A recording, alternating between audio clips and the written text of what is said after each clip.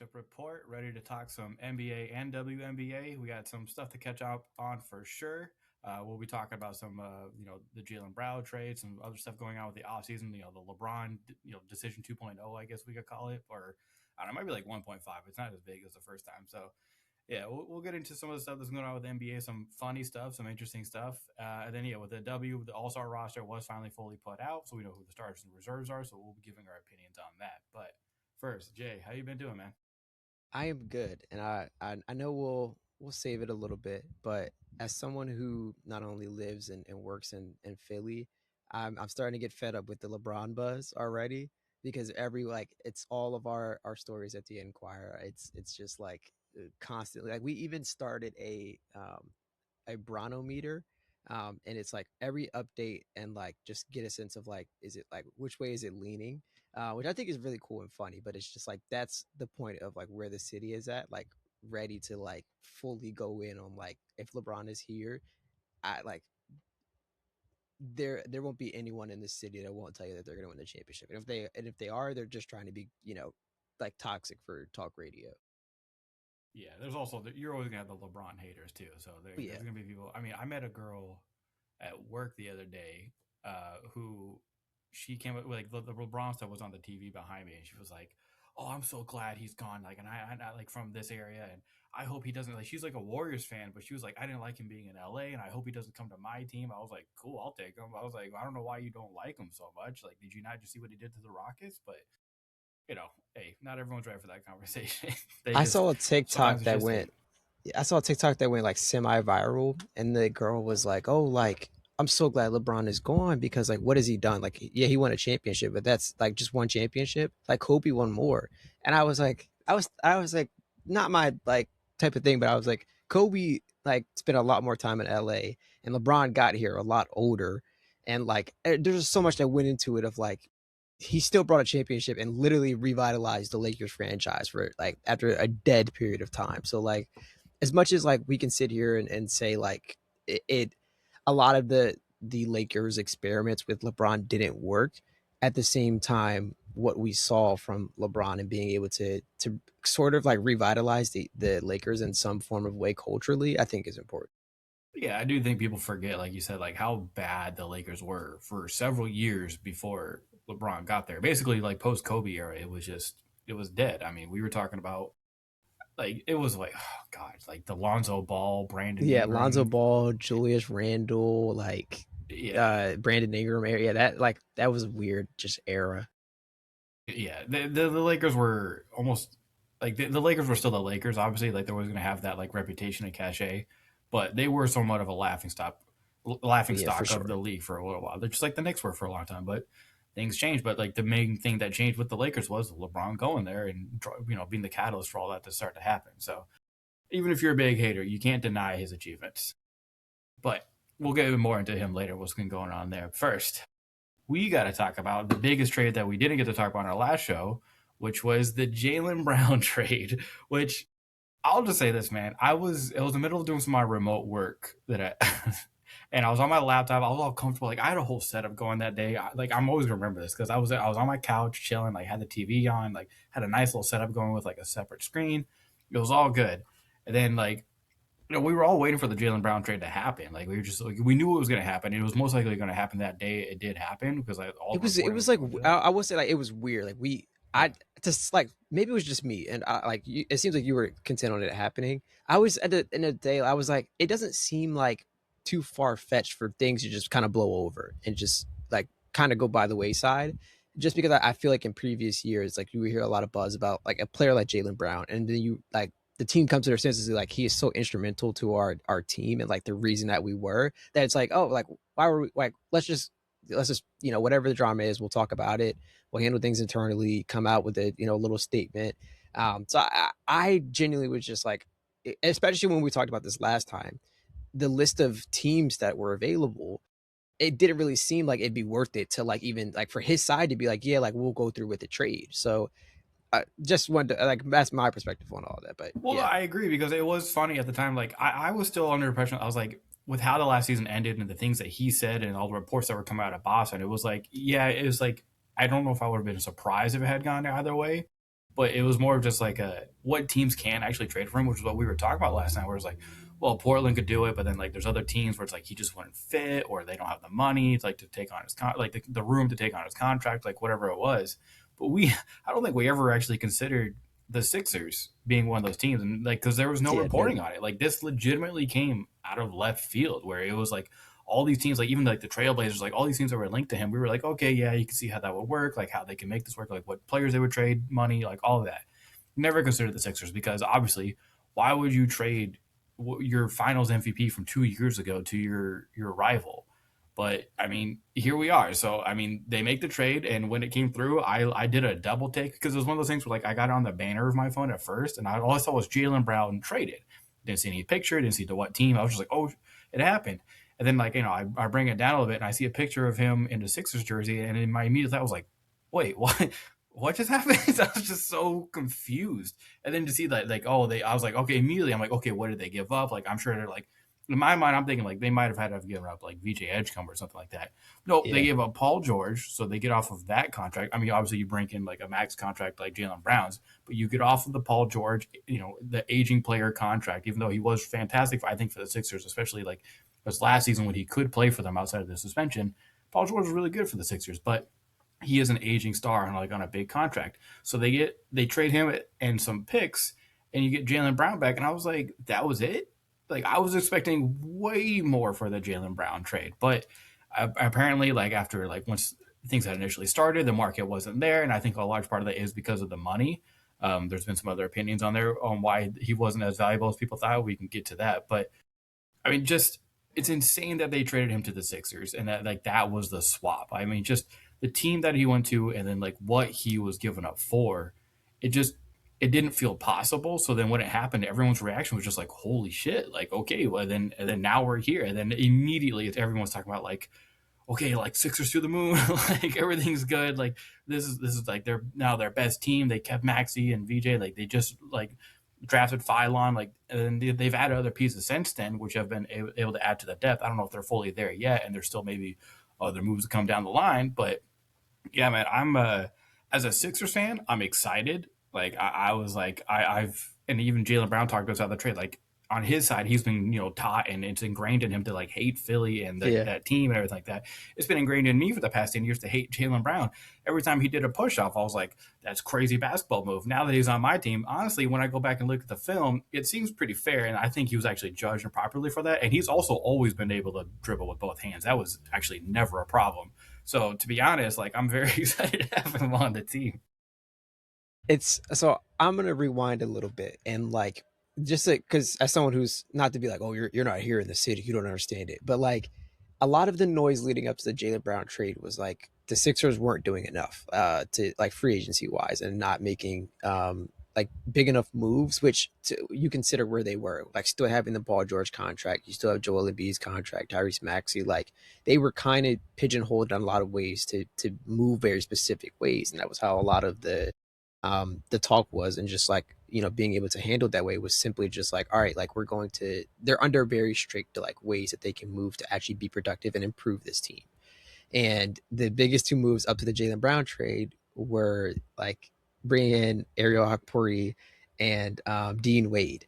And it was like, all right, like this team is like, those are nice additions. Like Hakpuri could be a really good, like, or could potentially like blossom into a nice backup role to compete with Bona. But it was still was just like that isn't enough, like really to like actually like improve this team. Like maybe you want to like two or three more games, but like that doesn't push the needle being like you're a contender in the East now. And then the Jalen Brown trade happens, and it's like shit. Like, and my first thought as the same thing was like, all right, like you definitely lost one of your young guys. It was probably VJ, and it was my first thought was like Yeah. stings, but like if you're getting someone who can make an immediate impact now, and you consider Embiid's injury history and everything, like it makes sense to want to go in a bit more. And then I saw that they kept VJ, and I was like, oh, like new like Mike Gansey to come in, and I text my friend this, and I was like, Mike Gansey has kind of came in, like to the Sixers organization, like in the void of Daryl Morey, and just kind of like just put his balls on the table and said like, here's what we're going to do. We're going to do this, and we're going to turn this franchise around. And when you look at how timid the Sixers were to make moves with Daryl Morey, and then when they do make moves, it's like, yeah, that like that looks good on paper, but like it feels like it's going to fall apart. And I think like that was most Sixers like thoughts. And to be fair, this whole thing could like collapse on itself. Like there's like injuries, whatever. But the just solely on the fact that like you were able to capitalize on getting rid of Paul George's contract with the very few years left that he has in his career, mostly off of the fact that he played so well the second half of the season and post PED suspension, that you can say like, hey, you're still getting someone valuable. Like to me, that doesn't happen. Like pre like we're still talking about like washed Paul George like a little bit. Like he was fully washed just the first half of the season. But like post PEDs, like he was a different player, like to a level of like not like PG-13 like Indiana, but like a healthy balance of like he's still contending, he's competing for your team, and he's giving you good minutes. Um, it's not Jaylen Brown minutes, and I think that's the biggest thing that I got from this is that like Jaylen Brown essentially for Paul George, and then you consider those picks, which isn't a like lot long term wise, like those are relatively short picks, meaning the Sixers are still going to be competing because they have Jaylen Brown for the next couple of years. That like to me, it's like those necessarily won't matter. And I think it's just funny that like for so many years that even the fact that the Celtics are able to get Jaylen Brown and Jason Tatum with the trades that they made with the Kevin Garnett and Paul Pierce and sending them to Brooklyn and condemning Brooklyn to what they are now. It all like stems from the Celtics front office being competent with trades. And it's like I think at some point it just had to break. Like you had to have a like a bad trade, and I think to me this is that type of moment. On the okay, and kind of transitioning a little bit on like what that is, because I think we could talk all day about like how this is a good move for the Sixers and how this is going to improve them. Anyone can see that. On the Celtics side of this, I understand it. I'm still conflicted in a lot of ways because it's like you don't want so much money tied between him and Jason Tatum, and I think that to me is the biggest thing that I got from all this is that like all right, like there is just simply a lot of money split between those two guys to go out there and be everything for your franchise and not have to, and especially you consider and the Celtics have been able to do so well just because Joe Mazzulla and his coaching philosophy going in and like getting talented players and developing players as well, like with lower contracts. But at some point, you want to have the flexibility to fully build around Jason Tatum as your guy and say like, all right, we can, if, you know, now you have Paul George's contract, but he's only going to be in the league a couple more years. Like post Jason Tatum, like post Paul George, you can get really creative with contracts and like bringing players in that could you can surround with Jason Tatum and build around him more competently. So I understand that from that perspective. I just think like everything they built with Jaylen Brown, seeing the way Jaylen Brown played last year in the void of Jason Tatum, and literally an MVP candidate, for people to say like, you know, other players are going to fill his void is insane to me. Like saying, oh, Peyton Pritchard is going to step in and like be able to play a Jaylen Brown role, or like Derek White can you know help out with that. And it's like I just look at this and say like you are not going to be able to feel the Jaylen Brown void and like the not just the offensive impact that he was able to do, but the defensive impact as well. Where I think he's very underrated. So all of this to me is just like I'm still leaning the Celtics are losing this trade, but I still look at this and say I understand why you did everything you did. I just can't justify it because of how good Jaylen Brown can be for your team. Yeah, I mean, you're saying basically what Brad Stevens was saying. He was basically like, yeah, I mean, like I understand. Like he basically said that he was anxious about like what the fan reaction was gonna be because he was like, I understand. Like Jaylen Brown is a loved player here. He's very good. Like obviously we just won the finals 2 years ago, and he was our MVP in that. So it's like, but then you kind of like think about it. It's like you said. It's the I do think it all came down to money. Like I do think that was the biggest thing, and that's what he said. He was like, it was like 70% of the cap was going to be in two players, which is like when you frame it that way, that is nuts. So it's like you can understand financially why he was traded, but at the same time, like we were talking about this guy.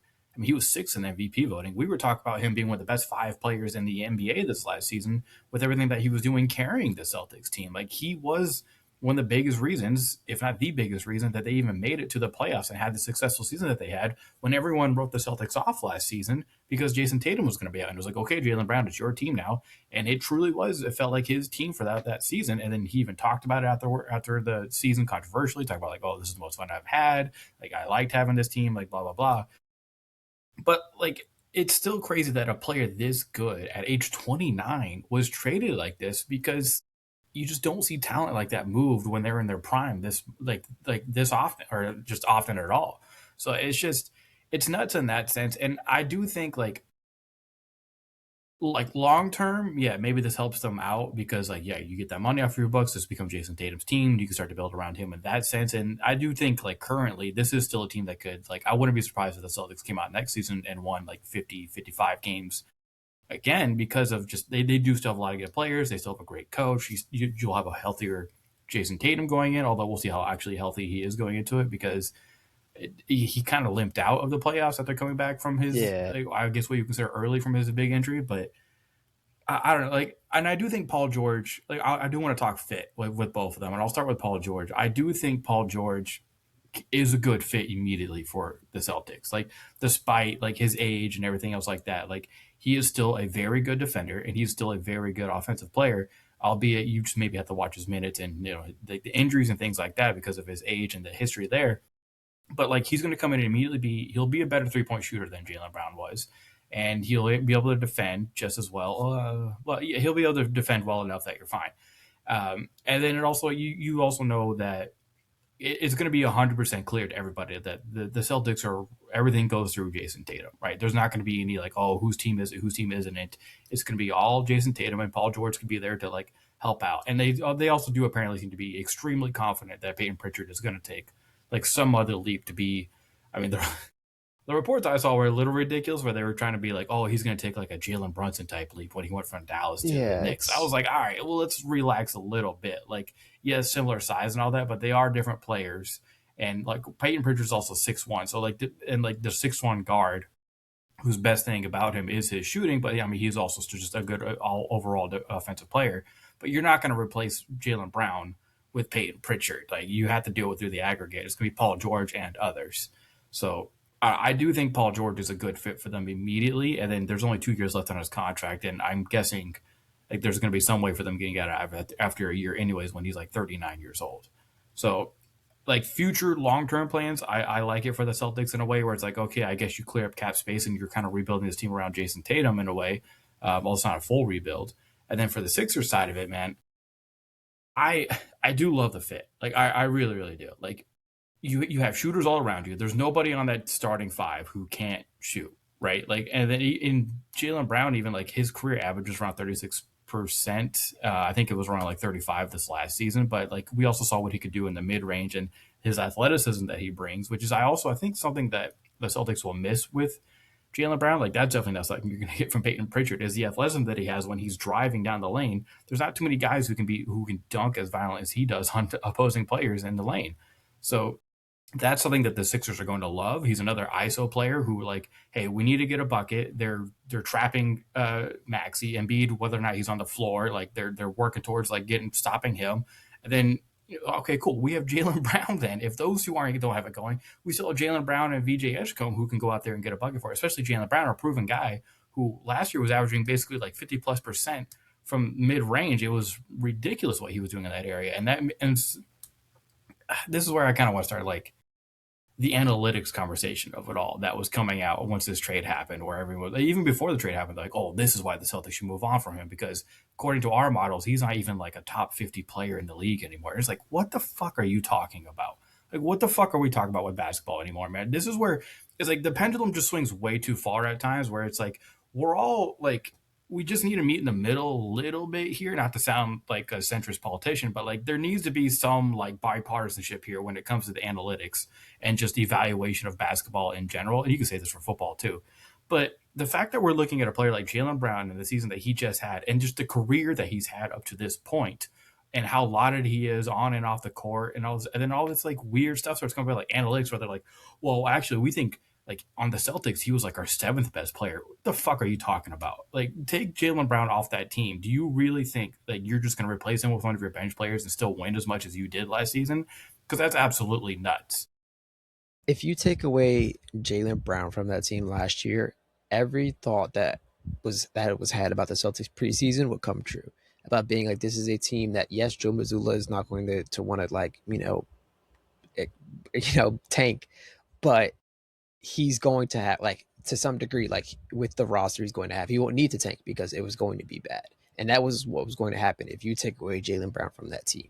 Now, Jalen Brown is the reason that we're not having that conversation about the Celtics, potentially being a lottery team because they were without Jason Tatum, and just like struggled to like keep up with things. And the analytics side of this is that, like, it genuinely is useful at times, but I think nowadays it's like people, and like, I took a class while I was at Temple about like Moneyball and like how like the trend of like baseball changed because it was like everyone was thinking analytically and trying to like use computers to like find a competitive edge because like the salary caps are so different in baseball that you have like the lower teams that like don't spend a lot, like can't spend a lot of money, can't mess up their picks to Well, compete. can't or won't. Yes. In the age of the NBA, where the salary cap and second apron and all of these rules are in place to like, and they're constantly coming up with new ideas to like make sure teams are competing and not tanking year after year after year, it to me, like, I think there should be less reliance on analytics because you're not going to like, you're not like, everyone knows who the gyms are. Yes, you'll still find some hidden gyms in the process, and I think that should be what you use more for draft process and like maybe if you're going for free agents. But like for me, like using a tool like that to like be like, oh well, this is how we're looking at our team and analyzing like who's making the, like, it's hard to explain because yes, like it is useful and like I think using it in that capacity could get you the best lineups, the best rotations. But like, all right, like when we have this rotation or this lineup on the court, like we're moving fast, we're doing what we need to do. At the same time, like it once again just to me leans that like it's an over reliance on it and saying like if you're looking at that and saying, well, this thing says Jalen Brown is our is our like seventh best player, close the laptop and Change watch the him model. and just watch him play, and watch like the second unit try to guard him, like watch the first unit try to guard him, and like I that to me is like, and I think about that, I think of like Jimmy Butler like taking the second unit squad when he's in Minnesota and beating the first one, and like that to me He is should have like done something like that. you could see a situation where it's like I could literally see it shaking out like that where it's like, all right, like analytically that says who's better than me. All right, get him on a starting lineup. Let's see it. Let's see what that looks like, and like have a situation where it's like it would be embarrassing to like think that like Jalen Brown would need to come off the bench for you to be the most impactful. Like it to me, like there just needs to be a balance with it. And I think naturally you're when you're still trying to find like a competitive edge and trying to like use AI to your benefit and all the analytics and everything, it makes sense to like want to like and then at times like overshoot it a little bit. I just think when you look at that and Jalen Brown is a clear MVP candidate, clear like all NBA, doing everything for your team and keeping your team alive. Like you can close your laptop and say, "This is our." Yeah, and it's like, do we not like? Are we just gonna forget what he did in the playoffs for them? Like, who was starting Game Seven for them? Like, you have the other Harper brother and like some other like their bench players who should have never been starting a playoff game, starting with him in Game Seven of the playoffs against the Sixers during that comeback. Like, it was like, what did y'all want him to do when he's in a situation like that? And then you're gonna shit on him for it? Like, what was he supposed to do in that situation? And in that elimination game, he had 30 plus points. So it's like it's so weird to see the Celtics almost like churn on him the way it happened, where it was like all the stuff starts coming out. You're like, I just like he's a great basketball player. Like I just don't understand how like there has to be an argument about this. Like, and then To just for them me, to be like, like, and not just we talk a lot about the basketball perspective of all this as a human and everything he was bringing to the Celtics organization as well, still is. untouched. Like it is. There's that viral video of like the little Sixers fans, like, or not Sixers fans, little Celtics fans, like heart, like he's full on crying about like Jalen Brown. He's like, "Oh, thank you so much." All right, like, and then like you see Jalen Brown like reach out to him and like says something like, "I'm still like you're still my biggest fan. Like I'm still supporting you and everything." and for how intelligent he is, and like you hear all stories about him teaching at like high level colleges and all of that, like Harvard, all of the MIT. yeah, all the negative press that has come out after being like, oh, he thinks he's like too intelligent and like everything is insane to me, because it's like it feels like, and we hear this a lot about pre-draft stuff, like where people say, oh, like this player may be a little bit too intelligent for like the NFL or NBA, and it's like, are we for real? Like that's like you're reaching that deep, like, and that was a lot of the talk around Jaylen Brown when he was coming out of college was like, well, like, is he really interested in basketball? Is he really passionate about it? Like, you, organizations want you to be like fully devoted about them, and I like it was one of the big talking points about why Jaylen Brown was a polarizing prospect to some degree, because it was like, well, he's intelligent, and it's like, well, we've never had that, like we don't have that too often. Like, what if he wants to go do something else, and like, and we lose that player? Like, once again, it's the constant age of like all these teams and organizations are constantly trying to find different ways to like one up each other, and because of that, they're finding new methods, they're finding any type of like chinks in the armor to like say like, we were one step ahead, we were right to not choose this player. And it's like so many times like it would just help to just go to the game and just watch them play, watch it like unfold, and say like, fuck the computer, we're seeing like everything we need to see. Yeah, it. I don't get it. Yeah, and the attack on his character stuff, like, oh, he's the smartest in the room. When it was like, and I love his response to that, saying like, well, the bar's fucking low. And then even Draymond Green came out and responded. Well, of course, Draymond Green, I'd be like, well, I think I'm a Yeah. smart guy too. But like, he was even like, yeah, Jaylen Brown is legit. Like, dude, literally is helping out at, like NASA. Like, what the fuck are we talking about? Like, he thinks he's the smartest guy in the room. In a lot of NBA room situations, community situations, he probably is like legitimately one of the most like smart people you would meet. Like, he wouldn't be teaching at MIT and Harvard otherwise, like holding seminars.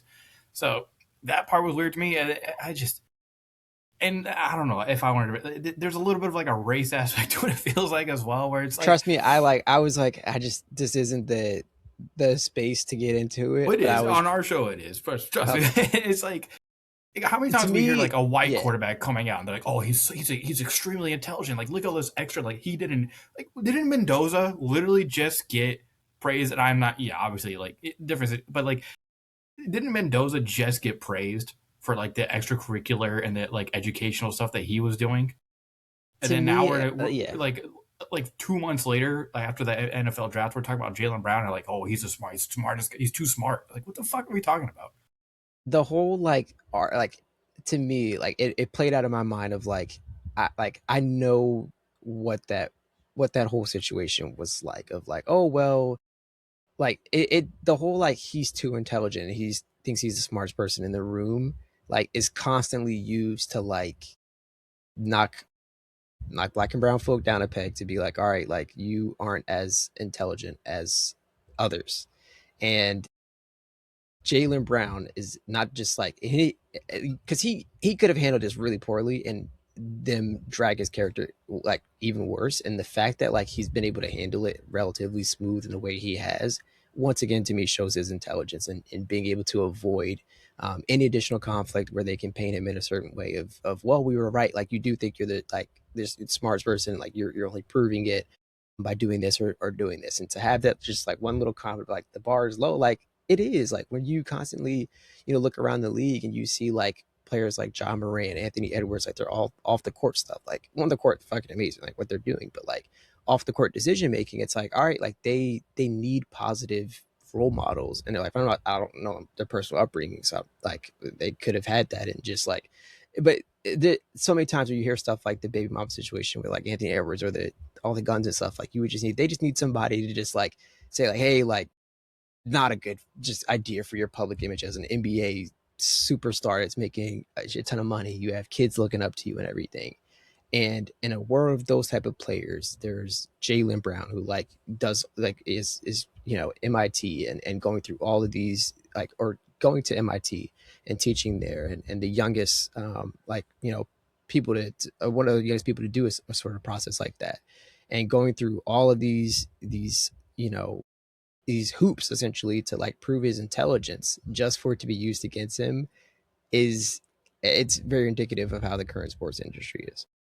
Yeah, and with the sports industry, it's the cognitive dissonance of it all. It's fucking crazy how a guy like Bridges got traded to the Suns, and we hear zero peep about it from the national media about, hey, they just traded a known abuser to another team where he will continue to get paid to play the game of basketball.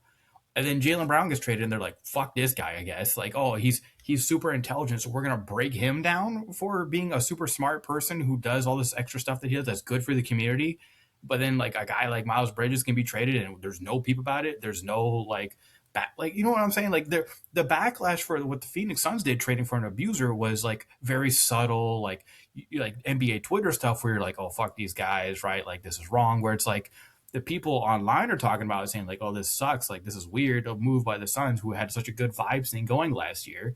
But then, like, no one on national media is actually going to talk about it and bring it up on TV, anything like that. But then the moment it comes out that Jaylen Brown, like, there's circles, I think he's too smart for the NBA. That's when we all have to jump on and attack of someone about. So like, it's just it's just so weird, man. It's like you see the stuff with like when the Deshaun Watson stuff was going on, where it's like, okay, like it happened, and we're gonna talk about it, but we're still gonna sign him for this crazy money, even though he's been like alleged by like 20 plus different people, or 30 plus at that one point I think it was, for being an abuser. But then he still gets to go on and get paid and be praised in certain ways. And Usher was just wearing his jersey on stage the other day in Cleveland, which is like, what the hell, Usher? What the fuck you doing? But then it's like, yeah, Jaylen Brown, like he's getting killed because he's smart. What the fuck? Like, what are we talking about, man? It's always so weird to me how the sports industry works that way. And it's like, who up? Like, are the executives at Disney really being like, oh, you can't talk about? Like, it's just yeah, this is where the sports industry gets bad, and that's where it's good when you actually do have independent, like well known, like media people who will call it out for it, but none of the major networks seem to. It is. It's messy, and it's just there's so much more to it that like could sit here and go deeper into a perspective about. But at the end of the day, like I think the thing that I always like to I've seen from it that I really admire is just the fact that he's handled it well. Because if he in any way was remotely like in some way like they perceive that it as any bit like just disrespectful by any means, it would have just been it would have just been 10 times worse. And I think once again, the way that he was able to handle this, it to me shows everything that like he's one of the top role models in the NBA to me. Yeah, and look, I'm glad he's on the Sixers. I am like I said, like it was ingrained to me for a while there to not be a Jaylen Brown fan because he was on the Celtics and he used to kill us. But now he can kill the Celtics for us, which I enjoy watching those games when that happens. Those revenge games, which we could see that like day one of the next NBA season. It is going to be, and especially because it's a rivalry type of thing. Oh, this is Mm-hmm. like Adam Silver cleared the Christmas NBA schedule. If this wasn't already a game, like he made sure. I think 90% sure it probably already was. Just the fact that Sixers were able to come back 3-1. But he was like, nope, this is on there. Like there's a couple Christmas games we can guarantee, and I'm assuming wherever LeBron ends up, that'll be the third one. But to me, OKC and San Antonio and go that's like Golden State and uh literally Boston and Philly. I was like, what two teams am I trying to say? I was like the two teams we've been talking about the entire show so far. Yeah, those are two like sets of games where I'm looking at it. I'm like, I can guarantee we will see those come Christmas. Yeah. And I will say, just real quick before we move on for the Sixers, it does seem like Mike Gansey's been like reading my diary because after making that move, he also signed Anthony Simons, one of my favorite former Trailblazers, purely because he's a bucket getter. Like, yeah, the defense is whatever, but coming off the bench, I got Anthony Simons and LeBaron Philon coming off the bench to hoop for us. Yeah, okay, cool. And like, I did love the jokes of like Gansey's really just going to like, can you hoop? Cool, we're getting buckets. Like, get over here and play with us.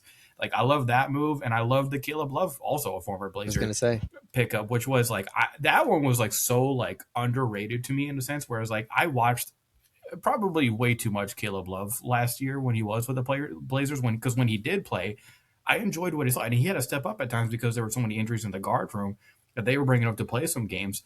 And he was genuinely like I'm not gonna say he was like obviously he didn't stay on the team and now he's with the Sixers. It could be coming off the bench and he's more of like a developmental guy. But like the games he did get to play, you were like, okay, like there is something here. So now the Sixers are in such a different position than they were last season, where it's like the guard room was deplete. Like remember after the McCain trade, I was in here yes. thinking like we're one injury away from Kyle Lowry having to get significant minutes on this team. Which I mean, shout out to him in his retirement, legendary career. Love you, Kyle Lowry, but a guy from North Philly. But that was not going to be great for the Sixers if he had to go out there and play significant.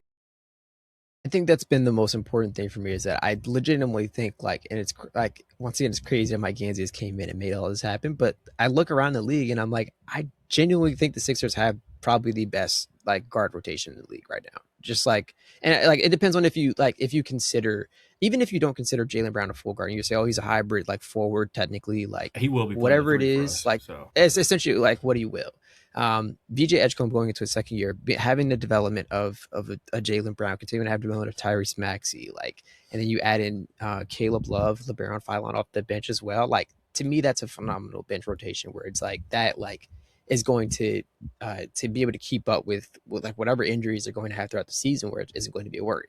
Now, with that being said, I question the forward depth because I'm like, all right, like well, let's talk about the forward depth and something that they can yes. maybe add to that. So Good I was like, transition. all right, everyone knows just the Adembonus like dilemma. It was like he picks up fouls way too easily, and in a place of Joel Embiid, that doesn't help the time of like trying to reduce his minutes by any means. You're like, all right, like we need Joel Embiid to get a rest, and Bonus got 2 fouls. All right, like No, no, Joel, like he would get 3 fouls in 2 minutes. That was a damn bonus special. I still don't understand how he did that. I still don't understand how he did that. And just real quick, sorry to interrupt you, but like even the no, Hokporti you're good. signing, part of me was thinking like this isn't like this is a Dem Bono insurance. Everyone's like, oh, but he'll be like the third or center on the league. I'm like, no. After Embiid, it's basically like you take halves, right? Like he is like I would say he's like the number 2 center because half is a Bono and then the half is Porty now because they're basically just out there to be like, hey, don't foul out and take some Yes, minutes, like and play some defense and get rebounds. Like they're basically playing like light Mitchell Robinson roles for them in a sense. And it's just like don't foul out because Adembona is just allergic to not fouling, and then Porty can come in and do like a lot of the more energy, like defense rebounding stuff. I agree, and I like because of that. It's like, all right, you have. I like that idea of like having like half a Mitch Rob because it's like together they both like make a singular Mitch Rob. And speaking of Mitch Rob, on the Yep. Celtics now, Yeah, which great signing with that was great. actually. Yeah, it's a great signing. I am a bit interested about what it seems like a situation, and what is happens all the times with teams that win championships of like just a money issue. And it seems like that's what it was, and being like they don't have the money to potentially re-sign him, and it's like go elsewhere, and he chose the Celtics, which is a good fit for them. And it's like yes, the Jaylen Brown stuff is like the entirety of it. This team will still be good next year at the Celtics. Like they'll be I mean, good. they're gonna Like max out on getting yeah, second possessions and shoot the shit out the ball. they're going to like they know the style of basketball they're going to play, and I think like ironically for a play style perspective, like getting rid of Jaylen Brown can help them achieve like that more like the better like the Joe Mazzulla philosophy of everyone is going to shoot the ball, and like even if Jaylen Brown a decent shooter, you can always find someone better shooting wise, like all the athleticism and everything. Like it's hard to make up for that. Joe Mazzulla likes to play a certain brand of basketball, and we're going to see that a lot more because you're without a Jalen. I will say though, to that point, and we gotta move on to the next thing. But like Yeah, to that point, I did like a lot of the comments on this trade was that like once we've got both teams, like not just the Jalen Brown trade part of it, but like the additions that both teams have made. I did like a lot of the people comments saying like the Celtics are still going to be a very good regular season team, and the Sixers are going to be the better playoff team because it is going to be the same thing, right? Well, this is what we see with the Celtics. Yeah, okay, cool. You're going to rack up these regular season wins because you're going to shoot the shit out of the ball with a lot of good shooters, and you're gonna just hoard second possessions with the offensive rebounding that you're going to get from your centers, whether it be Kata, Mitch Rob, like whoever it is out there, and your guards are going to crash the boards as well to get those second chance opportunities. But what's going to happen is again, you're probably going to get to the playoffs and you're going to try and do a lot of that, and your shots just aren't going to hit. Like that's just kind of what it is with the Missoula ball, where it's like if the shots aren't going in, those threes, then you're kind of screwed. And that's why they needed Jaylen Brown at times to be like, I don't care if it's a midi, like I'm going to get us a bucket. And now, and look, Jason Tatum helps out with that. Obviously, like he is also a good playmaker. I do think Jason Tatum's a better playmaker than Jaylen Brown. I don't know if he's a better scorer. That's probably a very controversial thing to say, especially to Celtics fans. But like, I do think there's like a lot that Jaylen Brown can bring that'll help out the team in that like middle area where it's like he can kind of bridge that gap. But I do think that's where they'll miss Jaylen Brown once they get to the playoffs next year. And then, of course, I do think the Celtics I wouldn't be surprised if there was like a big midseason trade they made as well to like bring in someone else to help them out with like probably some like perimeter defense or like whatever it may be, extra shooting. But we'll see. I do, but I'm saying like I do agree with the point of like the Celtics are still going to be a killer regular season team because they're just well coached and they're going to shoot the hell out of the ball and get the second possessions. But I just don't know if they're going to be able to adjust well enough in the playoffs with the players that they have to be a good playoff team that could make it to the finals. Yeah. And of course, All this is right. me saying this on July 10th. But Yeah, a lot to unpack from then on. all right, let's talk about him. We got to talk about LeBron. Let's finish up that conversation because it's the main thing dominating the airways with the NBA lately. So let's get into it, man. LeBron has still not made his full decision. It has been a lot of different teams rumored to be connected to him and what his preferences are. We got Rich Paul doing podcasts with Max Kellerman, drawing up whiteboards and the benefits of going to each team and the cities and blah blah blah, and whether or not he would like to golf there, whatever it is. But it seems like the three major teams down to this point, according to multiple like reporters, like high level, low level, whoever it be, like national, local, it is the Heat, the Cavaliers, and the Sixers. Apparently, have been like the big three that LeBron is like mulling over for his decision. Now, there could also always be another team that swoops in. Like who knows? Maybe the Yeah. Timberwolves will finally like try to make that push. So yeah, But those are the top three, and then the Nuggets, Warriors, and Wolves are like the essentially a tier below of like not to say like the there's always gonna be the thought of like, oh, it's the Steph Curry, LeBron like situation is always going to be an appeal. And like they're all like it's that same thing of like and even the the cryptic napkin that like has led to those teams in the first place of like, oh, there's all these players. It's clear he wants to play with a young star, and you look, or even just a star in general. I was gonna say Jokic isn't young by any means, or Steph Curry yeah, either.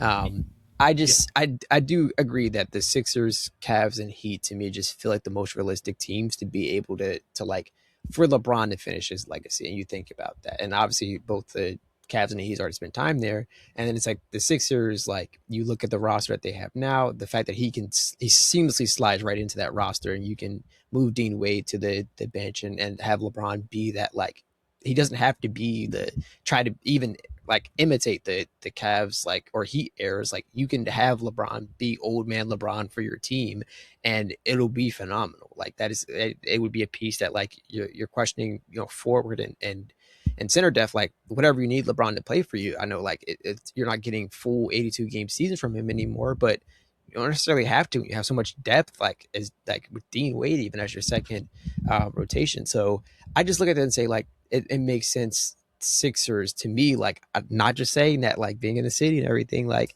it makes sense that they'd be the most realistic team, and it's kind of at the fault of the other teams as well because I look at the Cavs and it's like James Harden. I the playoff stuff is a big concern, and I look at that and I think to me that's what like may hold it back is that like yes it would be a final homecoming for LeBron, like Donovan Mitchell's playing insane, the roster is good as well, like when they're fully gelling and everything.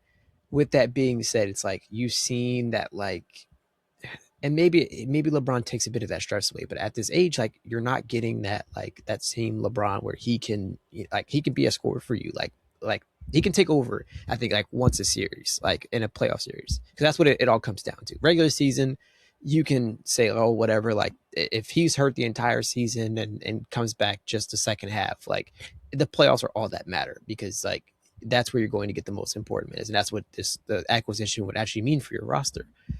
I think like it like in a playoff series, LeBron isn't going to draw enough attention, ironically, away from James Harden or Donovan Mitchell for them to like get the open looks or get the shots to say like, oh, that's a big three. That's like substantial enough for like this to work because like you think about like a Sixers rotation of that, and it's like, all right, like are you going to try to like double Embiid because you have like LeBron and Tyrese Maxey and VJ at, like and Jalen like all the possibilities and options. It's like there's so many different ways a team like that could attack you.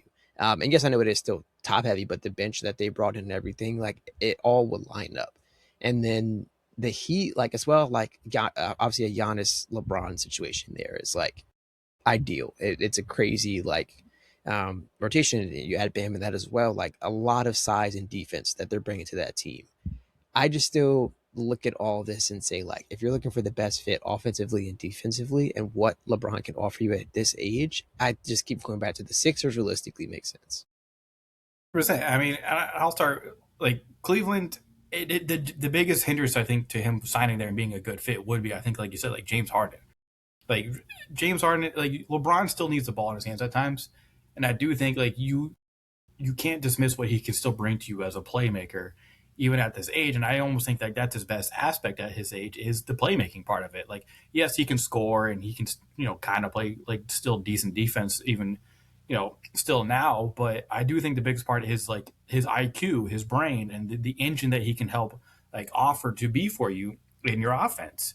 And I think with the Sixers, he would be the best fit for that. And I think Miami could be a good fit for him. But the problem is you wouldn't have much shooting around him at all. I mean, if you were Yes. going out there with LeBron, Giannis, and Bam as like your big three, who's the elite shooter of all them? Like at this point, Bam's almost becoming as good as a 3-point shooter as LeBron, but that's not like LeBron's not out there sniping exactly. Like, yeah, he has the little fuck you threes every once in a while, but like we're not calling him an elite shooter. Yeah, they got Tim Hardaway, but besides that, there's not really that much shooting there for them. Even Bobby Portis's numbers have gone down a little bit as a shooter out there. So I think the Sixers. I mean, you go like you said, you go in there immediately. You're like, okay, I got Maxey, VJ, Jalen Brown, and Embiid around me. Like all those guys can shoot. I got Dean Wade coming off the bench, spelling me when I need it.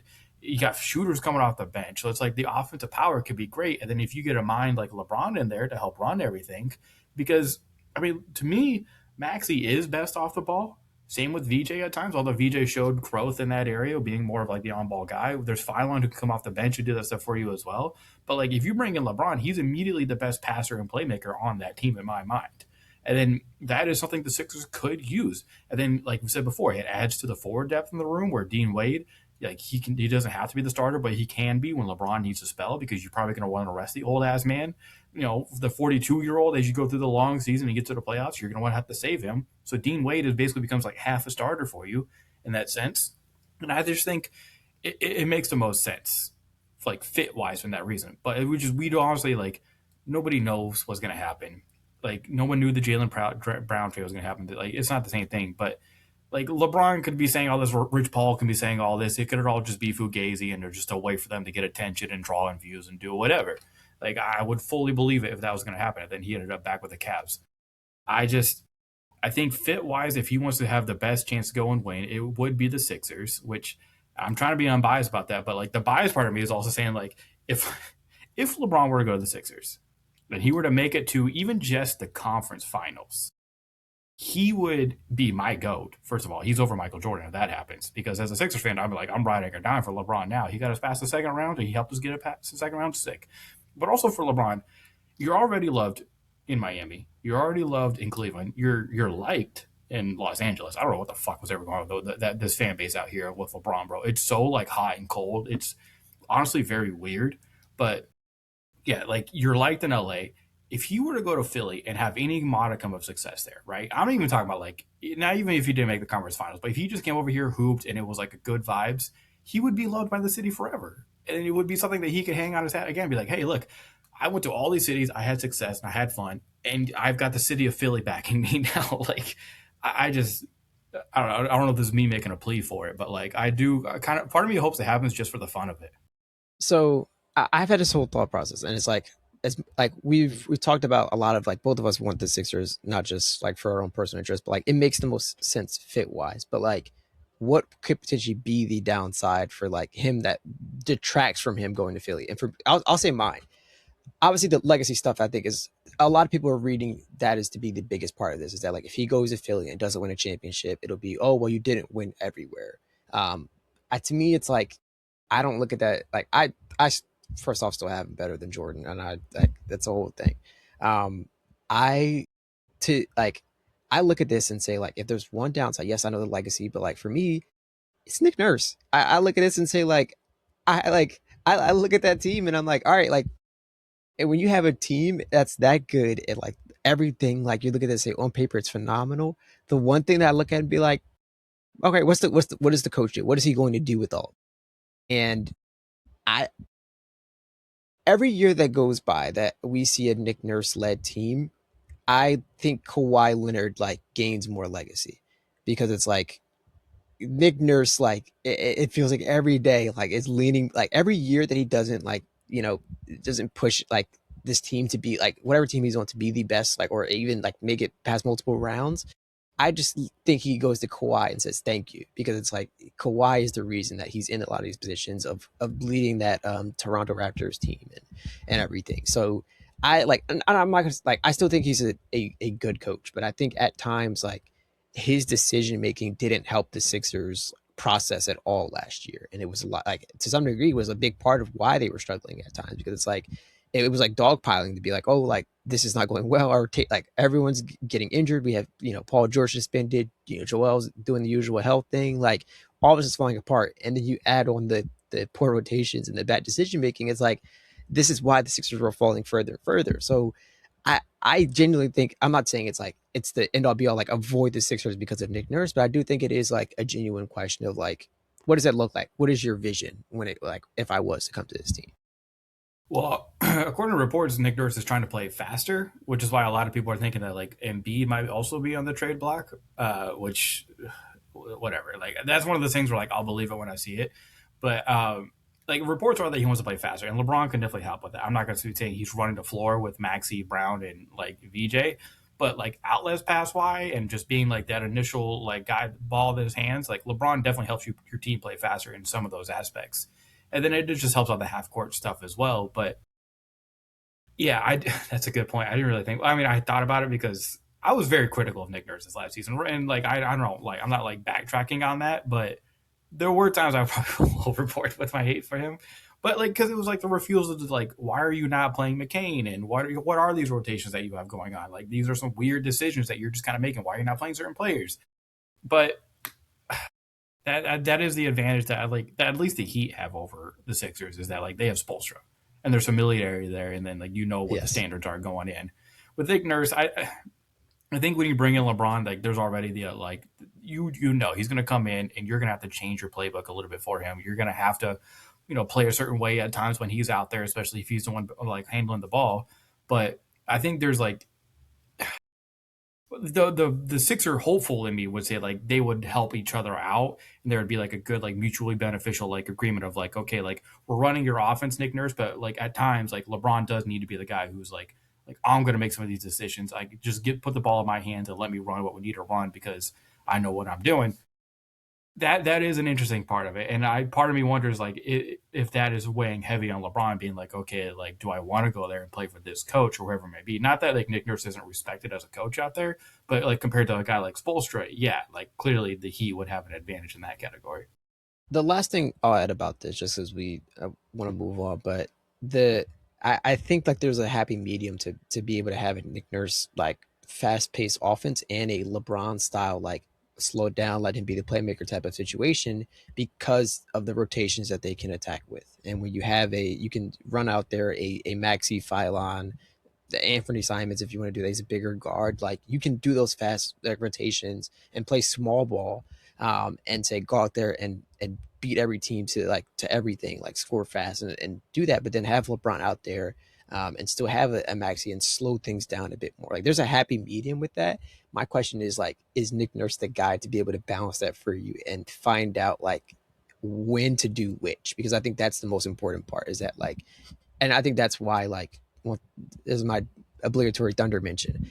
A big reason the Thunder are as good as they are is because of Mark Daigneault, and he doesn't get enough credit for being able to implement certain rotations and really do things in certain portions of the games. And I think it's a skill set that like most people I think undervalue in today's basketball because it's like there's so many times where it's like I'm like like they're getting killed in this operation, and it's like you see someone coming in that will instantly fix that, and I think that like is so important.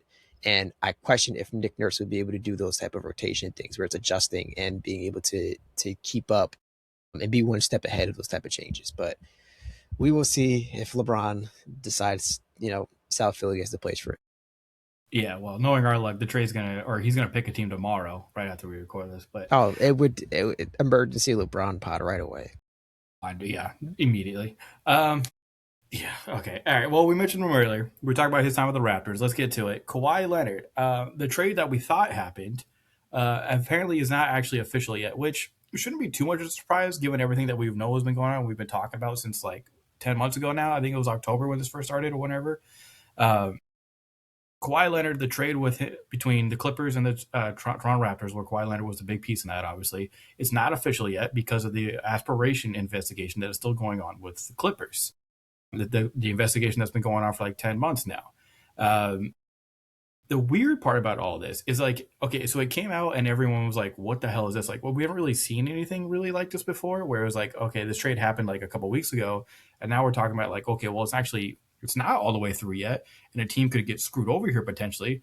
But also, according to reporting and really just my own opinion, it feels like they kind of like, especially the Raptors, almost screwed themselves over here because it's not like this information was like a secret going into the trade, right? Like we know this investigation has been going on, and according to reports from other people, like since this has come out, there's like the Raptors were fully aware that this trade wasn't going to be able to go through. Like the NBA told them, like, hey, this investigation is still going on, and no trade with him is going to be official until we get this completely solved.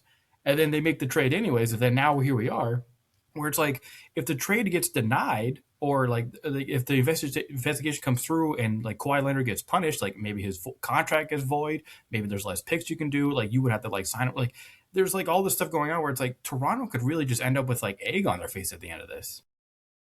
So, the funniest thing about all this is that when this first went down and he chose Toronto, I'd like naturally NBA Twitter is his own space, and one of the funniest things I saw was like he's really trying to duck like to Canada to avoid the thing. And they were like he can load management, and all of a sudden he's not going to the America. It was cracking me up. He's like only at like home games and everything. And then I thought about that. I was like, wait a minute, like that whole thing is still under like It's still like happening. it's still happening.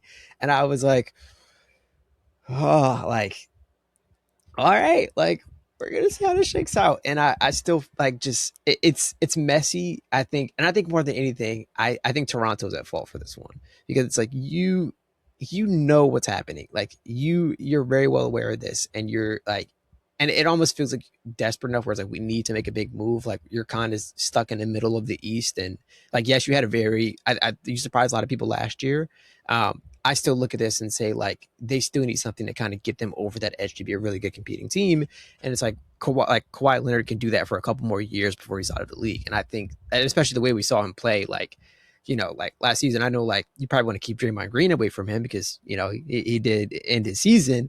But the way Kawhi was moving, like post All-Star break, and even probably a little bit before that, was just like insane. So what he like, I think the draw of what he was going to bring to the Raptors seemed more appealing than like anything else. You were like, oh, like shoot, like this is you're so focused on that it's like, oh, like yeah, the whole investigation thing is happening. I guess like I guess we do got to navigate that whole process. It kind of seemed like an afterthought. Yeah, and the leagues talk about like, oh, we plan on having this wrapped up in the next couple of weeks, but like, what does that mean? Like, no one knows what that means. Like, no one knows like where this investigation is headed, like what it's actually going to entail, like what the punishment's going to be. Is he going to be suspended? Like, we just don't know. And then like, it's also the ramifications of what this could mean for other players in the league in general going forward. Like, this is such a weird thing happening with this trade that like I feel like the CBA is going to get involved. There's like other people can have like decision makers are going to have big opinions on this. Whereas like okay, like how does this affect things going forward? And it's just the basketball fan in me hope it like this all just passes over because like when this trade initially happened, as a Sixers fan, I'm like, God, Jesus, fuck this. But like as like a basketball fan, I'm like, this could be amazing hoops. Like CMB, Kawhi, Scotty Barnes, like Shed, like that's like it's just fun to me. Like that could just be like a lot of fun to watch. Um, so yeah, in my opinion, like I want to ask you, like, well, how do you think this will actually go? Like, what do you think that it'll actually be? I have a feeling at max, like you maybe adjust the trade a little bit with like the picks and maybe like there's like a fine. Like I don't even know if I see a suspension coming from this, if I'm being honest. Like I feel like the league is just gonna be like, okay, like let's finish this investigation, move on from it, say it's done. We can get the Pablo Torre stuff under the bus, even though I'm guessing he'll keep looking. And then we move on, the trade's good, and we see it as like a weird blip in NBA history. I kind of agree, and I think just like with how things have previously moved, I think that's where I had like my head is at, where it's like I could see how we like it kind of gets glanced over, and I think in a lot of ways because of that. Like that's how I'm just looking at this and say like I don't actually see this like blowing up into something bigger. And like I feel like I could genuinely just be wrong. Um, but it just I think I'm with you on this one where it's like I could see a couple like they say like, oh, like you need to like pay them more for this because you know this whole thing was happening, but I don't see them like I don't see a full redaction of the trade like or a situation where it's like we get to a point where it's like Kawhi goes back to the Clippers or anything Well, like I don't that. even I know if don't he think we're can, at like, that. and especially if you're the Clippers, like at that point you're just releasing him. I feel like, Yeah, I like and which would then lead him to probably just go to Toronto anyway. So it's yeah, like I think that like it's one of those situations where it's like it, what do you do because there's I don't think there's any just good outcome of this. Like it, yeah, yeah. It's one of those weird things where it's like, I think this will all end up being just exactly the way it was anyways, and there was just like a weird bump in the road.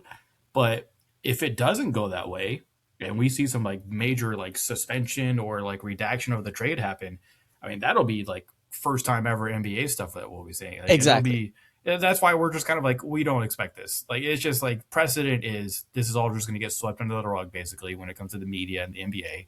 We're all going to move on from it, and then 15 years from now when we're talking NBA, it'll be like, oh yeah, remember when Kawhi almost did get traded back to the Raptors? It'll just be one of those things. But hey, who knows? We'll see. The NBA is full of drama.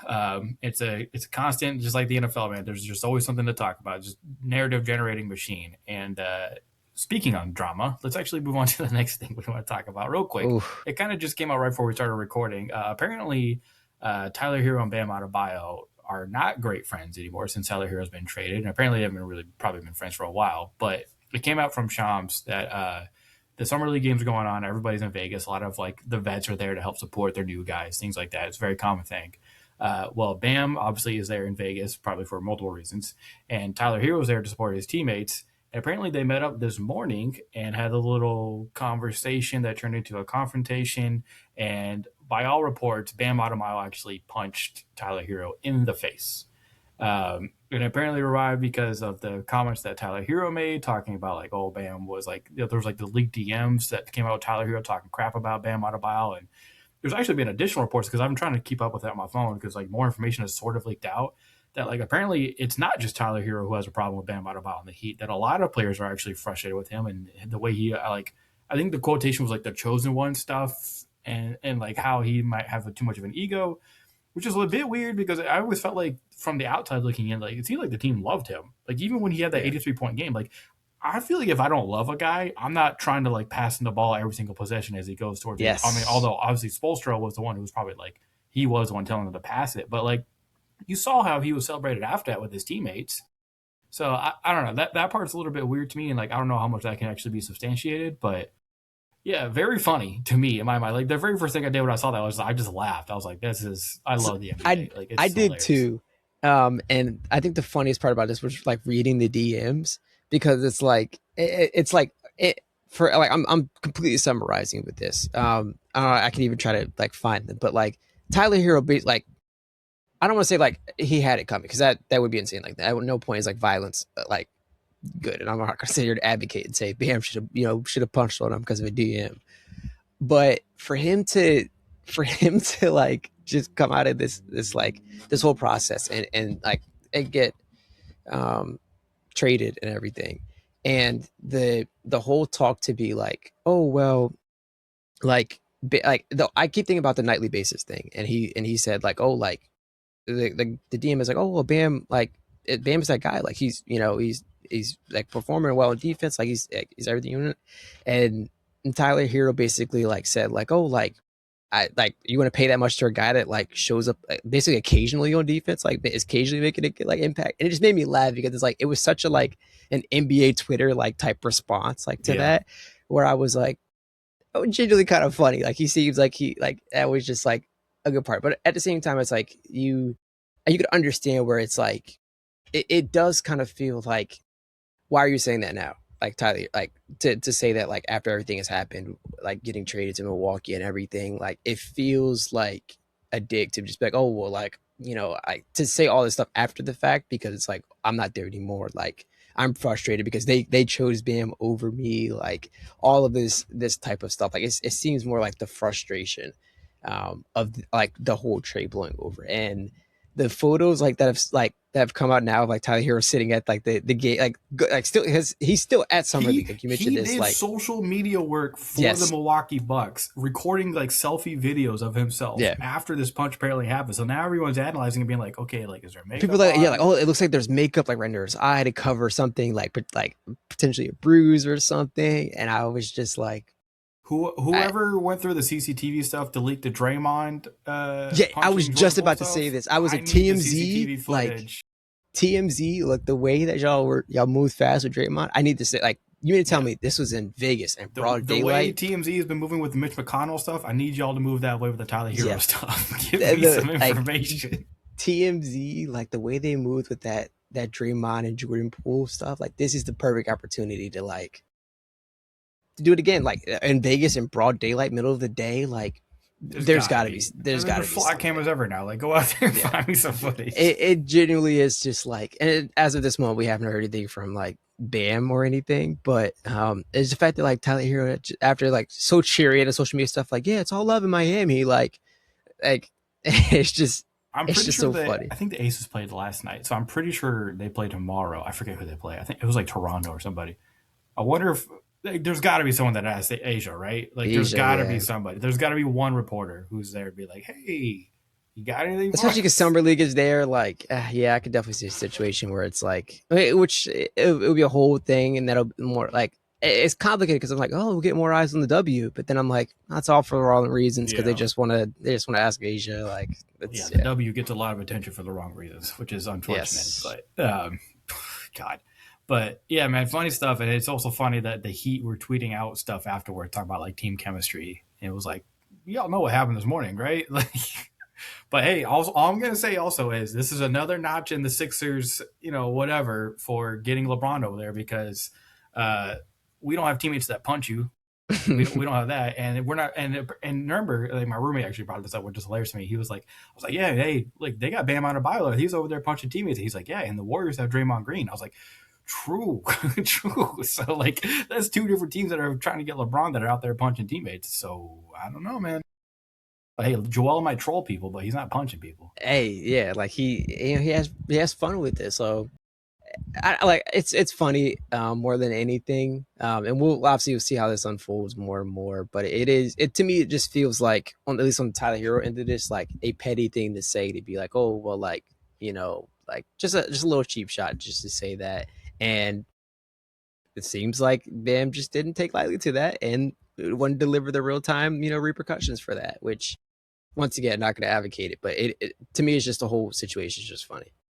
It's I like don't one of those like advocate. it's like a yearly like NBA Twitter moment where it's like off season moment where it's like that this like we will be talking about this like years like it's very similar to like literally the Draymond Jordan Poole punch situation where it was like slowly unfolding.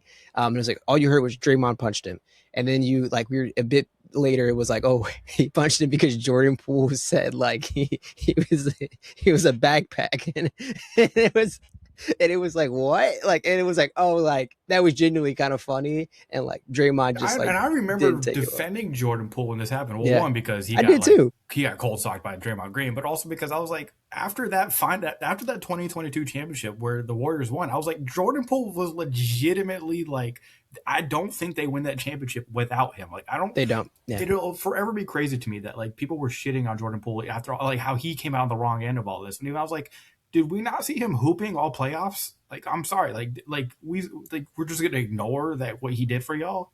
yeah. But It was crazy and like it's funny because I'm one of those people that like I genuinely think like Draymond Green is like I think he's a top 10 defender all time in like in NBA history and like like he's very underrated for like what he does because it's like they're like oh well like I always see it like every time I see a Draymond Green highlight like compilation there's never any scoring buckets. It's just solely like just straight defense and of course like him curb stumping people and everything. But like to me, it's yeah, like you need to have a guy like that on your team where it's like he is solely like his sole job is to stop the best or try to stop the best other team's best offensive player. And I think that is so like underrated in today's NBA, having just a guy that is solely just defense, because they're like, oh well, like he can't score, and it's like he doesn't need to. He knows what his role is. Like Draymond Green, for all intents and purposes, has a very high like basketball IQ. And it's one of I saw this podcast, and I know I'm going off topic, but like he talked about how like parents, like he hates when parents will come up to him and say, "Oh, my son plays just like you," because he's like, that means your son is ass. Like I all I do is I play defense. The only reason I'm good is because I have a really good like basketball IQ. I know when to be in the right place at the right time and like make the good impact, like with athleticism and everything. Like it's just the fact that he's calling, like he's like crushing his mom's like. It's like, oh, he plays just like you. Like your son's ass. I don't know what to tell you. Like, and I was like, Draymond saying like, "There's only one person in the world who can do what I do at this high yes, level." exactly. And I think like that to me is like it's so impactful. And I think it's another part of today's NBA where it's like we don't see players like because they get ridiculed for it. Like, oh, you can't score, and it's like I don't care. I don't need to. Like he can guard 1 through 5. Like to me, the like one of the most Good versatile passer. NBA defenders of all time. Where it's like you can put him on Kyrie, and like obviously Kyrie is like creative guy, and I would still say like I Draymond Green is going to stop him. I'm saying stopping him over 50% of the time. Maybe I'm I'm gonna just disagree with you on that one because maybe Kyrie's been injured too long and you forgot how that man hoops. But probably I'll say that. Like I'll say I'm not 100% confident saying that. weren't the I'll Warriors say that. doubling him at one point in the finals? Fair enough. But prime Draymond, like think about how crucial he was. Like when No, yeah. those missed Draymond games, like it Well, I will say that, like, because suspensions, of not that course. he's a bad on ball defender, but I think Draymond is best off ball when he can almost play like the Wemby ish kind of role, where like Draymond Green is legitimately like a very smart basketball player on offense, on defense, where he can be an engine for you on both sides of it with his communication and being like you said, being in the right place at the right time, like doing all those things. Like yeah, like you said, he doesn't get a lot of buckets, but he does everything else so well and at a high level. Like that's where his value is. And then he's also just a dickhead sometimes. The other team gets in their head. But hey, like you said, you need guys like that. All right, we got one more NBA thing to talk about. Something else that came up right before we started recording, and that was that Wemby signed his first big contract in the NBA. I guess he signed he signed a max contract. He didn't sign for as much as he could have. He signs for I think it's 252 million over Yes. the next 5 years with a player option on that last year. He was up as his rookie scale contract. He could have taken more money to a tune. It would have been like almost like $50 million more.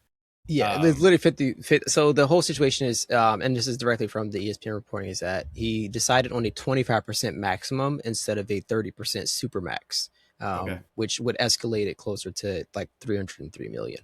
Yeah. So, and there was rumors that before it came out, like it was like I love, yeah, I do, I love how this stuff works. It was like an hour before it came out that he signed the contract. They're like, oh well, he might take less money, and then an hour later, it gets signed. It's like, okay, yeah, he took less money. It's always funny. That's Yeah. like sometimes those reports are literally just like, okay, they're basically just telling us what's going to happen. We just don't have the numbers yet, and that's Yes. literally what happened. So he takes a bit of a pay cut, not as significant, I don't think, as like what Jalen Brown or Jalen Brown Jalen Brunson did. Look at that. Now that's going to be a slip for me all the time now. But like, yeah, it wasn't as much of a pay cut that Brunson took, but he like this does help his team out because like obviously if you're going to have to sign him, they just re-signed Champagny. You're eventually going to have to sign Castle and Harper. So it's like with all these contracts that are be coming up down to the next 2 or 3 years, that discount is going to be huge for the Spurs as they continue to build a team around Wembanyama that can compete each year in and out. So I mean, good on him. I do wonder if this is going to become more of a common thing in the NBA when it comes to players like signing these big contracts, that there are going to be willing to take some of these. I mean, it doesn't sound minor because it's $50 million, but like it's basically like a Yeah. minor pay cut compared to like what based on like what NBA players make. Yeah. It's funny. We're talking about these massive amounts of money. It's like, oh, he's taking a massive pay cut. And it's like, He's still he's making still two hundred making fifty plus like, million 200. dollars. Yeah. Like it is kind of like crazy. But like, I think when you think about like what that would look like yearly, like, and breaking that down, like it would be super beneficial long term thinking about that. And a lot of people, right, rightfully so, have compared them to OKC, and you see the contract situations that Sam Presti is doing with OKC now, and having to navigate and go away from their bench and everything. And yes, the Spurs don't have that same like level of bench depth, but there's one way to get there, and that's by being smart with the contracts now, so you can kind of balance it out long term with Wimby, just because their core is so young, and it's like we saw the way Dylan Harper's playing as a rookie, like he's going to be eligible for big money to come, if he continues this way. Stephon Castle as well, former rookie of the year, like these things are going to catch up to this person sooner than later, and it's good to see like them just being aware, and Wimby once again taking the initiative to be like, it starts with me. I'm gonna take the pay cut, like whatever it is. Like, well, and that was the funny part about us is that like he came out at like 2 o'clock today, and was like I literally read the tweet, Spurs family, I'm here to stay, whatever it takes. And I was like, my first thought was like, oh, like what's happening? I was like, there's no way there's actual contract drama with Wimby. They're giving him a blank check and telling him like whatever you want, sign the number. So um I was like, I was like, weird. It's just a matter of like, I think that was him being more reasonable. And a couple hours later, here we go, and he's fully committed to taking 5% less, which it'll definitely help him long term. Yeah. Yeah. So hey, congratulations to Wemby. Good on him, I guess. And I mean, yeah, Jesus, I'm excited to see him. Like further development from Wemby is going to be scary, but yeah. All right. Anything else NBA we needed to talk about? All right. Well, we'll take a quick break, and when we get back, we're going to be talking about the WNBA All-Star selections because we got both starters and reserves now. So we'll be right back. All right, everybody, welcome back. We're here to talk some WNBA now. We're going to talk about the All-Star selections, go through the starters and reserves, give our opinions on that. But we kind of want to start with some drama. We ended with some NBA drama, so let's start with some W drama. And of course, it has to deal with the Chicago Sky, who seem to not be able to stay out of drama at all when it comes to the W. Season in and season out, after the Angel Reese stuff and trading her and everything that was going on with the franchise for the offseason, and then now, uh, one of my favorite players, Skylar, has been benched by the Chicago Sky, and she went to Instagram to talk about it afterwards, talk about like, oh, I'm coming off the bench now, cool, like everything I've given to them, like sacrificing. I'm paraphrasing a little bit here, but she went on to talk about like the sacrifices she's made for the team and how she hasn't come off the bench. I think I read since like the fourth season she was in the W, which was like when she was at Dallas. So I mean, obviously this is a big change for her, but I don't know. I kind of want to get your opinion on this. Like, what was your initial reaction to it? And then since we figured out more, like, what are you thinking?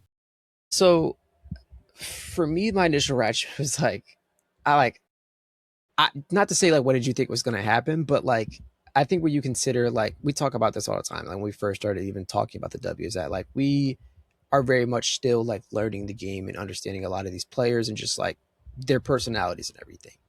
With that being said, one of the things that I think most people know, even if they're not big, super like hardcore W fans, is that like Skylar Diggins is one of the most outspoken like players in the W. And I had known that even without like watching every game consistently or watching it more heavily. And like I was like, you just know.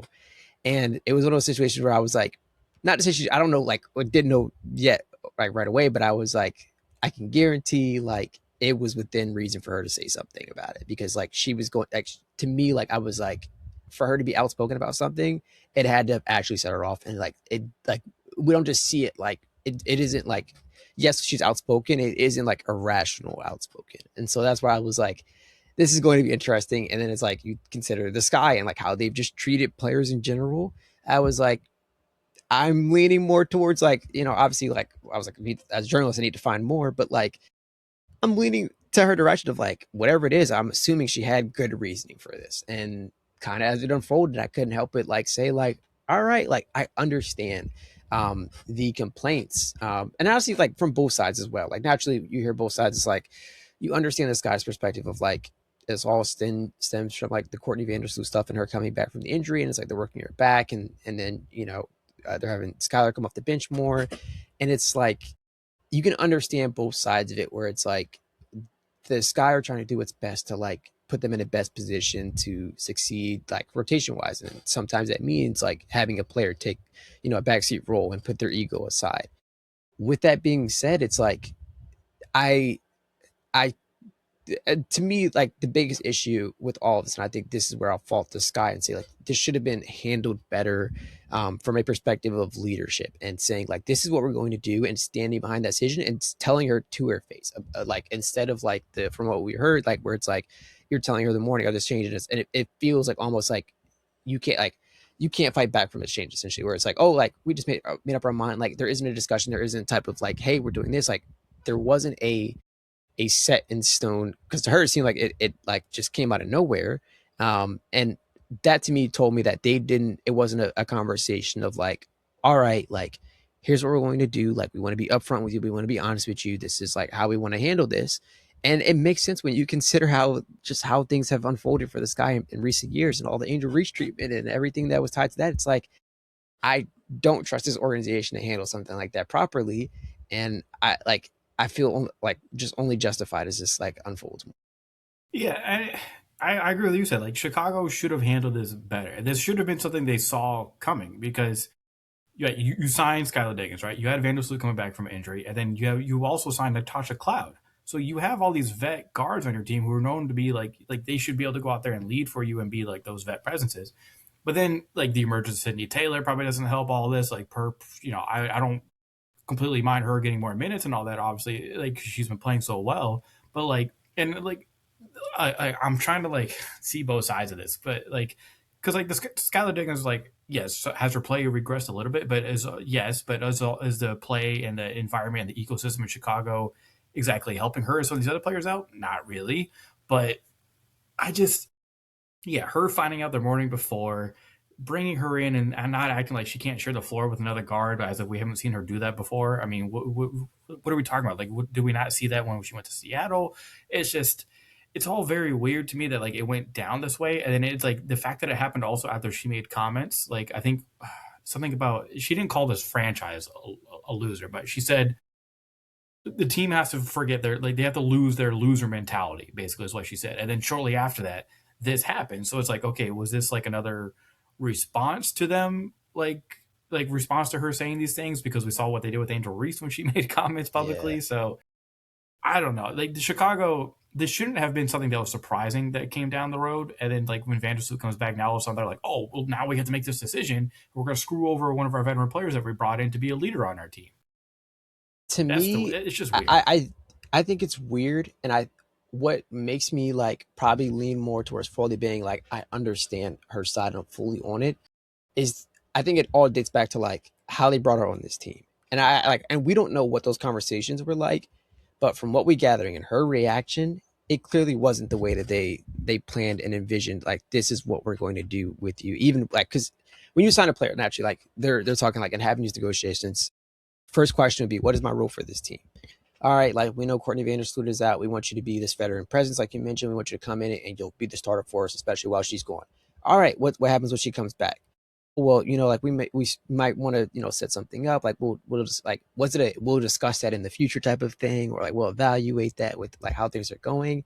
That to me, I think is the conversation, and what they told her is probably differing from what we're hearing now and what we're seeing play out now. That to me is because if they had told her, hey, when Courtney Vandersloot comes back, like she's going to be our person, she's going to be our starting guard, like, and we want you to take a more backseat role. I don't think her reaction would have been this. I don't think we would have seen her like hit social media, complain about this, and say, "Now I'm starting at the bench." I don't want to speculate and say they told her like, "Oh, you're going to be our full time, guard," but I don't. I just think like she wasn't fully communicated about what their plan was, and I think that to me is why I look at this and say like this is a Chicago Sky like mismanagement issue. Yeah, I agree, and I'm always gonna take this out of Skylar anyway. So free my girl Skylar. But yeah, it's just with, and this is the thing with the social currency that Chicago currently has as like a franchise. Like it's gonna, I think most people are gonna look at this like, okay, this is Chicago again being shady a bit and doing weird stuff with their players, and this is becoming now a trend. And because we've seen this stuff like this happen before with this franchise, we're not gonna trust them. Like more people are gonna flock to I think Skylar's side on this and be like, yeah, like could you see fault on both sides and understand both sides a little bit? Yeah, but am I more naturally going to go towards and support Skylar in the situation because we know how you have operated as a franchise? Yes, like that's just position Chicago has put themselves in, and it is now this position they keep putting themselves in with how they handle their players. So I don't know. We'll see what happens, but it's we still got plenty of season left, so we'll see what Yes. happens. All right, let's move on though. We're going to talk about the All Star.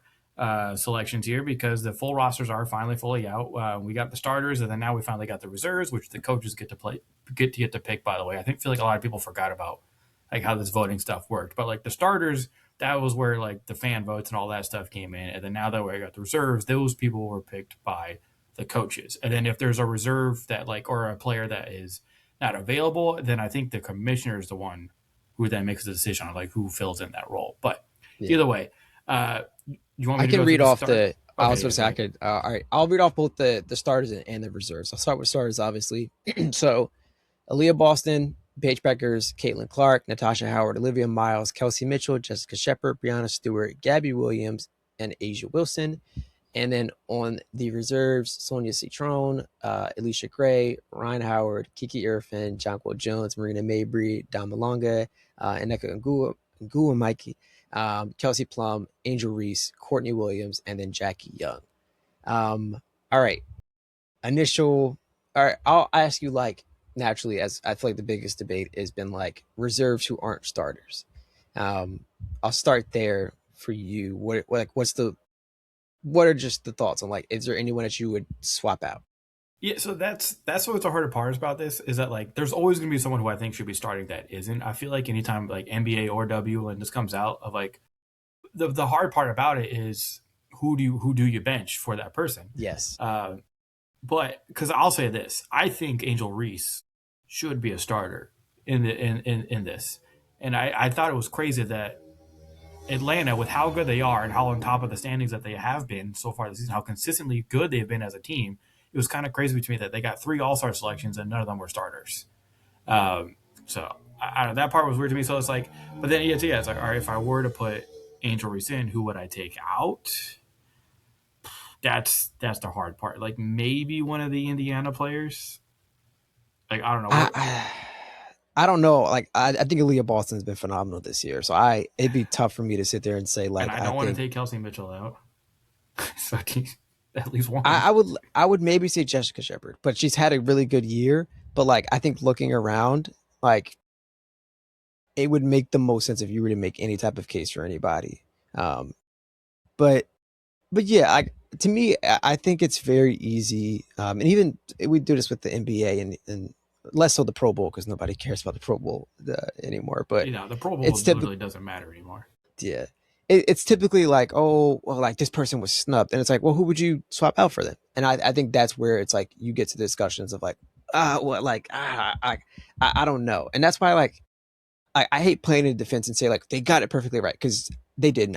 I think one of those Atlanta players is like, and I would say Alicia Gray. I think to me like she's the person I'd look at out of anyone on this reserves list and say like I think with the way she's played this season, I would want her in the starting lineup, like 18 points a game, like that to me like alone and the efficiency that she's been able to do it on it and the way Atlanta's played in that completely revitalized team, she's been a big reason about that. And yes, Angel Reese is just like the second component to that. But I think Alicia Gray, when you're looking at the like in terms of guards, like I think she is still one of the better ones in the W. And if we're talking about like who I put her over with, it's tough. Like and like I said, like that tough part, I would feel comfortable like saying that's where I would say like a Kelsey Mitchell situation. I'd swap Alicia Gray for Kelsey Mitchell. Yeah, yeah, that part's a bit. That's the unfortunate part about it because like you don't want to like because I'm not discrediting anybody that is a starter. Like I do think they all deserve to be there. I just it just feels weird to me that like a team like Atlanta can't have one of their all stars be a starter. Like that was just like weird to me. Not weird. It was just more just like dang, that kind of sucks. Especially for Angel. Like I've loved her in Atlanta, dude. They've been so awesome. Atlanta in general has been awesome, but Angel Reese has been sick. Can I mention a couple? Oh, well, no, let's stick on the starters because we have to like shout some people out. Like Yes. All right, Olivia I'm gonna beat Miles. you to it. Oh, fuck, you beat me to it. I was like, he's gonna mention it, and I was like, either way, go ahead, do your thing. What is there to say? Like shout out to her. This was like one of the most obvious rookie starter picks that we've had in recent years, even with Paige and Caitlin and everything they've been doing in recent years. But like I think this is the fourth year in a row we've had a rookie All Star starter for the W, at least three. But I mean, Olivia Miles completely deserved it. The fact that she's even still like being talked about in MVP conversations with what she's been doing and the way she's been running that team, and then not to make this about like the Lynx in general, but like just the fact that Nafisa's still not out there is absolutely nuts for that team, man, and how good they have been. But I mean, Olivia Miles has just been a superstar since game one. It feels like in the W, and shout out to her for being another rookie to come out and start here. And then I also want to mention Gabby Williams. I'm so glad like she did make Yes. the starters on this. For the Valkyries have been such a cool story this year with like the defense first stuff, but like Gabby Williams has like legitimately been awesome for them. So it was cool to see her get that nod. Yeah, and I think she's one person I've seen a lot of people say like they would have preferred an Angel Reese over or everything, and I was like I would differ, just because of like the Valkyries as a whole, and I think like when you consider a lot of like Atlanta and everything, it's like you can sit there and yes, literally three starters in this, and it's like Gab or not starters, three reserves and three all stars in general, and it's like Gabby Williams is like the engine that makes Golden State tick, and is the reason why like they're even competing. So I think like it to me is an obvious one. 100%. Is there anybody that didn't make the reserve, like the All Star team at all, who you thought you would have liked to see in there? Honestly, it's I would kind of make the case for Brittany Sykes with the tempo, just based off a scoring perspective and what she was able to do. I do think the injury situation is kind of made that like a bit more complicated. So like in general, like I'm not looking at this and saying there were like any obvious snubs where I'm like severely disappointed. Like I think this is like crushing. Like I'm crazily disappointed.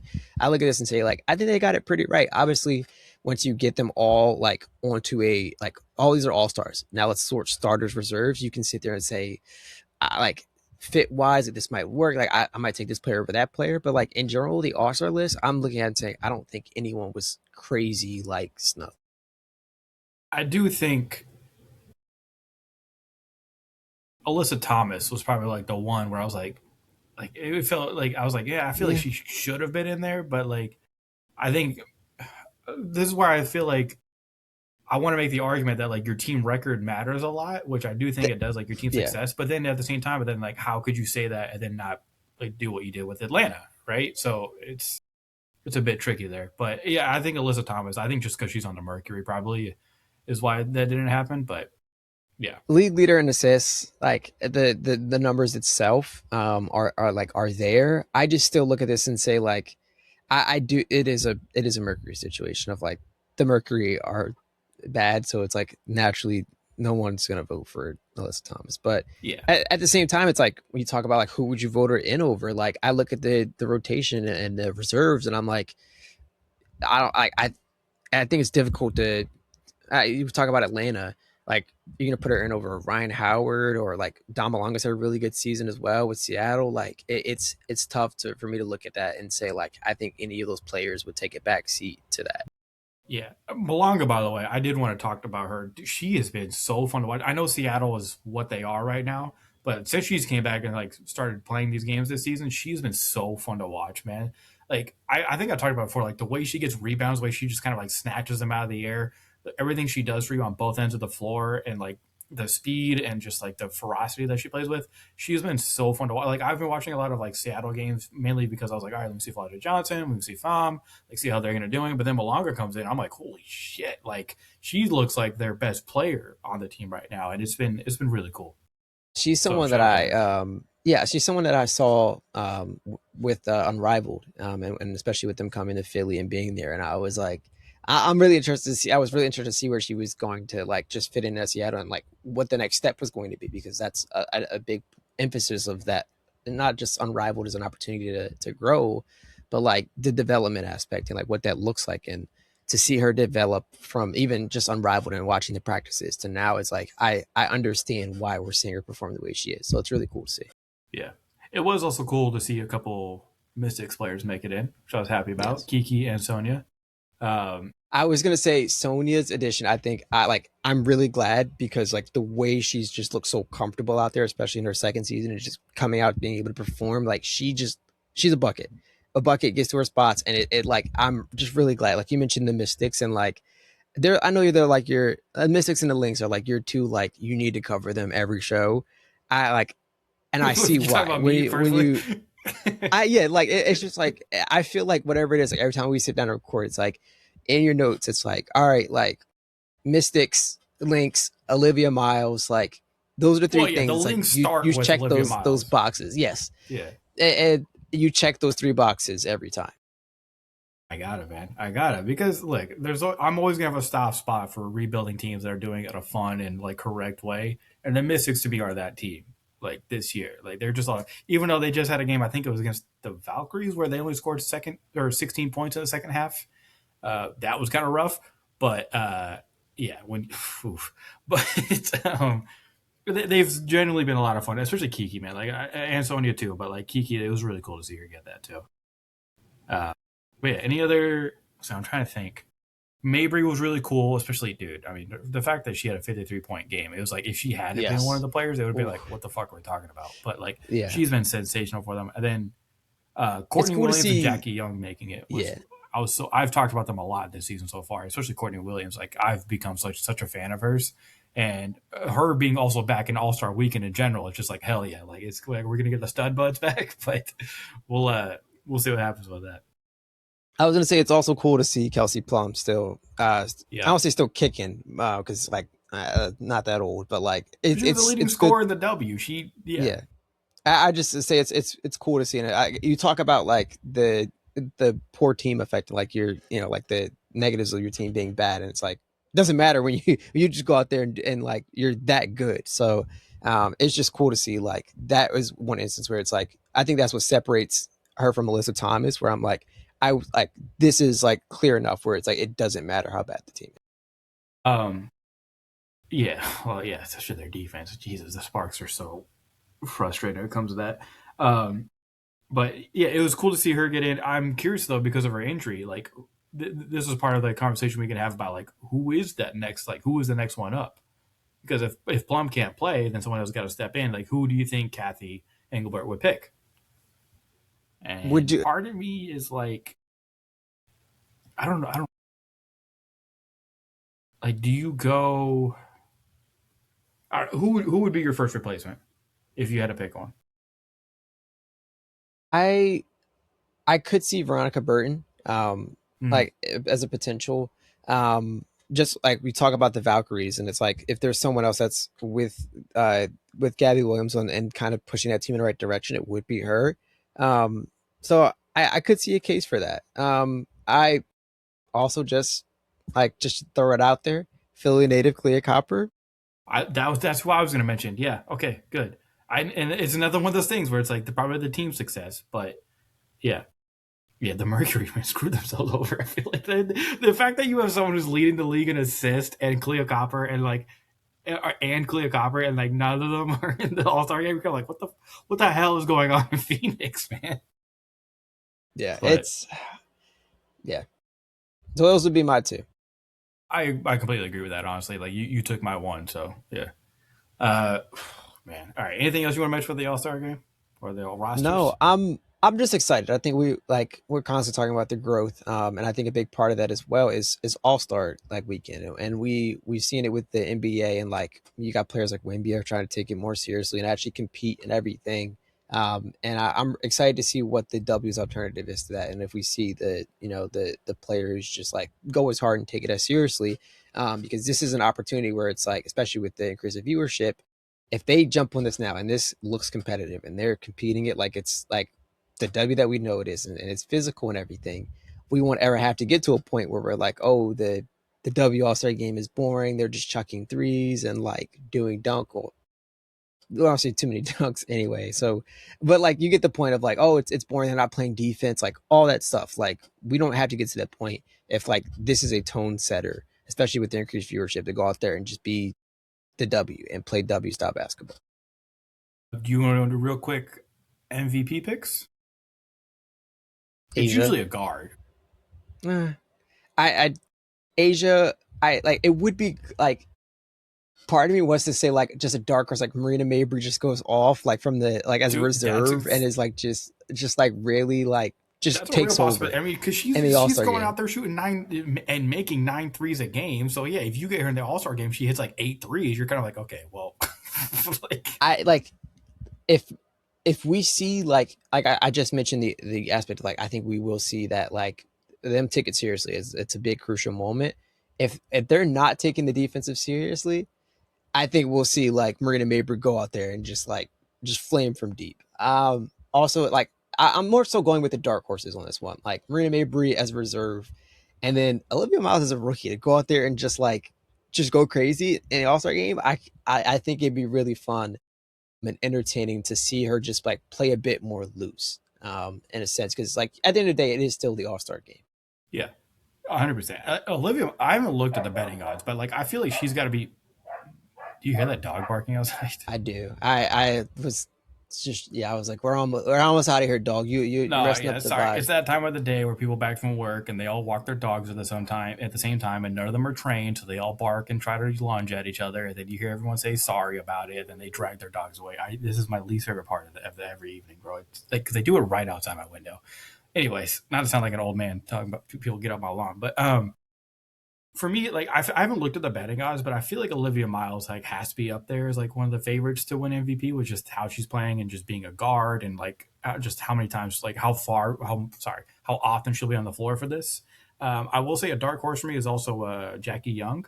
Like if she just continues to hoop the way that she has been for Vegas out there, I could see her just having a night where it's like, hey, Jackie Young is high, like she's shooting the shit out of the ball. Let's just keep getting it to her. And that's not just because I'm a big fan of hers, but yeah, I do see that. Yeah, I can't find like All Star MVP odds. Um, but like it's I think it honestly just might be too kind of specific right now. Like it's one of those things where I was like, people aren't looking at right now, so we'll We're see. two Because weeks away. I'm just seeing general like, here's the MVP, Rookie of the Year, like general stuff, not like actual like All Star specific ones. Well, either way, I think it'll be a lot of fun, and I do think just the exciting young guards that are in this game are going to make it a lot of fun. Yes. Honestly. All right. Anything else we need to talk about with the W? All right. Well, thank you everybody for listening and watching for our talk with the NBA as well as the WNBA. We'll be back next week again with more. We'll have more games to talk about. Potentially, I'm guessing more NBA drama that might come up. We'll see what happens there with the Kawhi stuff and who knows with LeBron, bro. Like it seems like that he's just taking his sweet ass time with this Yeah. and golfing and having his fun. So we'll see what happens. I was about to make a Delaware joke because I was like, there's some golf courses out there, but you don't ever want to go to Delaware unless you have to, honestly. Okay. Thank you, everybody, for listening and watching. I've been Ty. That's Jay. We'll be back again next week to talk some more hoops.